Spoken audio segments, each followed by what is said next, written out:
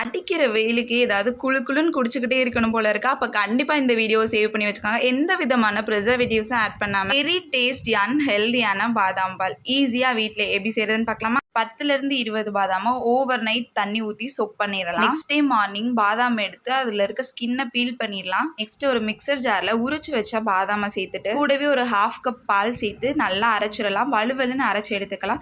இந்த அளவு ஒரு திக்கான கன்சிஸ்டன்சி வந்ததும் இருக்கட்டும், தனியாக எடுத்து வச்சுக்கலாம். நெக்ஸ்ட் ஒரு சாஸ்பேனில் பால் ஊற்றி கொதிக்க விட்டலாம். பால் பொங்கி வந்ததுக்கப்புறம் 1 மணி நேரத்துக்கு முன்னாடி ஊற வச்ச குங்குமப்பூ தண்ணியை இது கூட சேர்த்து நல்லா கலந்து கொடுத்துக்கலாம். நெக்ஸ்ட் நம்ம அரைச்சி வச்சிருக்க அந்த பாதாமை இது கூட சேர்த்துட்டு பாதாம் அரைச்சா அந்த தண்ணியும் இது கூட சேர்த்து நல்லா மிக்ஸ் பண்ணிடலாம். அவ்வளோதான், ஃபுல்லாக வச்சு கொதிக்க விடலாம். பால் பொங்கி வர இந்த ஸ்டேஜில் ஒயிட் சுகர் சேர்த்துக்கலாம்.